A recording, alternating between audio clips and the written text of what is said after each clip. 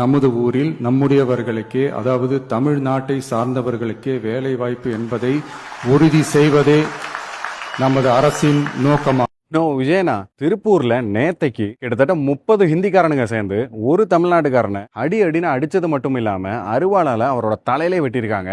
இதெல்லாம் ஏன் தெரியுமா? டேய், ரோட்ல கூட்டம் போட்டு நின்று பேசிட்டு இருக்காதீங்கடா, ஓரமா போய் பேசுங்கடான்னு சொல்லி ஸ்டார்ட் ஆன வாக்குவாதம் எங்கேயோ இருந்து நம்ம ஊருக்கு வேலை பார்க்க வந்தவனுக்கு அவ்வளோ தைரியம். போலீஸ் இதை கேஸை ஃபைல் பண்ணி 9 பேர் அரெஸ்ட் பண்ணியிருக்காங்க. அதெல்லாம் ஓகே. பட் இது திருப்பூர்ல முறையா நடக்கல. இந்த மாதிரி சம்பவங்கள் அடிக்கடி நடந்துட்டு இருக்கு. ஏன்னா கிட்டத்தட்ட 80,000 பேர் கிட்ட திருப்பூர்ல இருக்கிற நிறைய கம்பெனில ஒர்க் பண்ணிட்டு இருக்கானுங்க. நீங்க சொன்ன மாதிரி தமிழர்களுக்கே தமிழ்நாட்டில் வேலைக்கு முன்னுரிமை அப்படின்னா கண்டிப்பா இதெல்லாம் குறைஞ்சிரும். பட் இது எந்த அளவுக்கு பாசிபிள்னு எனக்கு தெரியல. ஏன்னா நம்ம ஊருக்காரங்களும் நிறைய பேர் வெளிநாட்டுகளில் போய் வேலை பார்க்குறாங்க. இது தவிர்க்க முடியாத ஒண்ணு. ஏன்னா இப்ப நான் சவுதியில இருக்கேன். இங்க இருக்கிற சவுதி வாங்குற சம்பளத்தை விட நான் சம்பளம் கம்மியா வாங்குறேன். கிட்டத்தட்ட நானும் நம்ம ஊருக்கு பொழைக்க வந்த வடக்க மாதிரி தான் ஒத்துக்கிறேன். என்னோட ஓன் ஒப்பீனியன். அவனுங்க வந்து வேலை பார்க்கறது கூட தப்பு இல்லை. அதுக்கு சில ரெஸ்ட்ரிக்ஷன்ஸ் இருக்கணும், ரூல்ஸ் இருக்கணும். இது வரைக்கும் அவனுங்களுக்கு எந்தவித கட்டுப்பாடுமே கிடையாது. சும்மா ரயில் ஏறி இங்க வந்துட்டாங்கன்னா எந்த கம்பெனி போய் வேலை கேட்டாலும் கம்பெனில இருந்து வேலை கொடுத்துருவாங்க. அவனுங்களும் வேலை பார்த்துட்டு இருக்கானுங்க. இங்க இருக்கிற நிறைய கிரைம்ஸ்லயும் ஈடுபடுறானுங்க. ஸோ இதுக்கு ஒரு சின்ன கட்டுப்பாடா என்னோட ஒப்பீனியன் படி ஒன்று சொல்றேன். ஒர்க் பர்மிட் மாதிரி ஒரு விஷயம் கொண்டு வந்தீங்கன்னா ரொம்ப நல்லா இருக்கும்.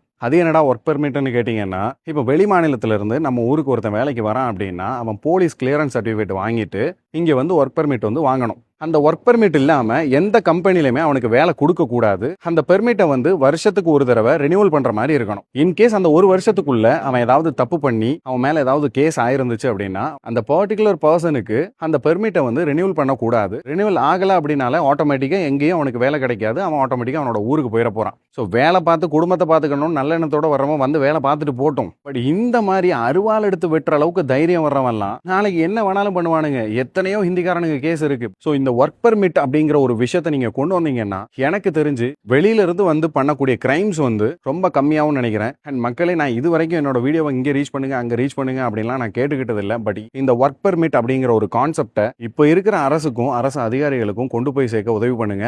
கண்டிப்பா இதை நிறைய பேருக்கு ஷேர் பண்ணுங்க. ஒருவேளை இப்படி ஒரு விஷயம் நடந்துச்சுன்னா அது உங்களுக்கும் நல்லது, வந்து வேலை பார்க்கணும்னு நினைக்கிற அவனுங்களுக்கும் நல்லது. நன்றி.